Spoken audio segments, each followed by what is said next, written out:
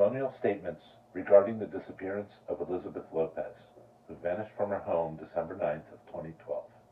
It is currently 5:36 p.m., 12th of December, 2012. Interviews begin. Please state your name. Dante Lopez. Julia Byrne. Felipe Davis. What is your relation to Miss Lopez? I'm her grandson. Have you always lived with her?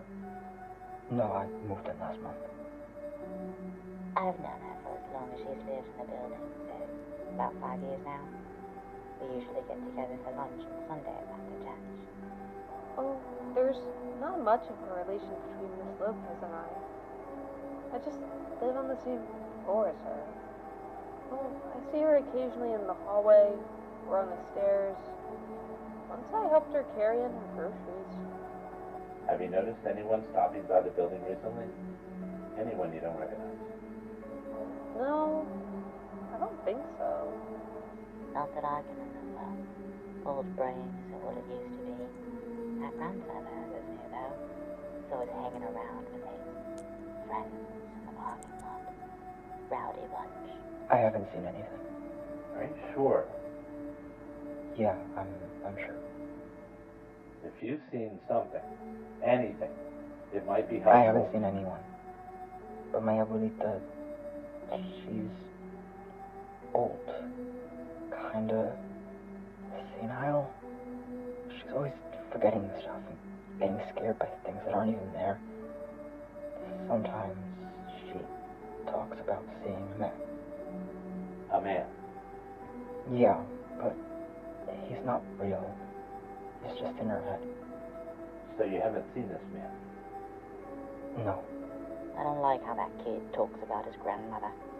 Had him making fun of her to his friends once, calling her old and crazy. Lizzie wasn't crazy. She was bright as can be. Miss Lopez was a sweetheart. She was a little kooky, collecting little trinkets and playing TV rather loudly at dinner time. I mean, no. I don't think anything was wrong with her, exactly. What do you mean?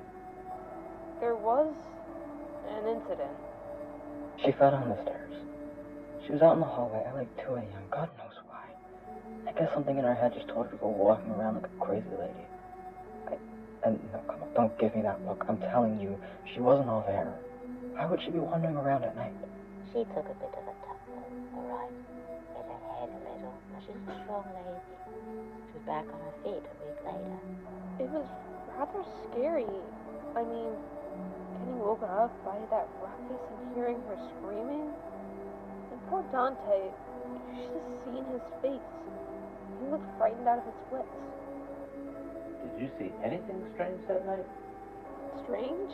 No. No. No, not a thing. All right then. I don't like you folks. Bothering people struggling through hard times to prove your ghosts are real. You should have more sense. Thank you for your time. Yeah, sure.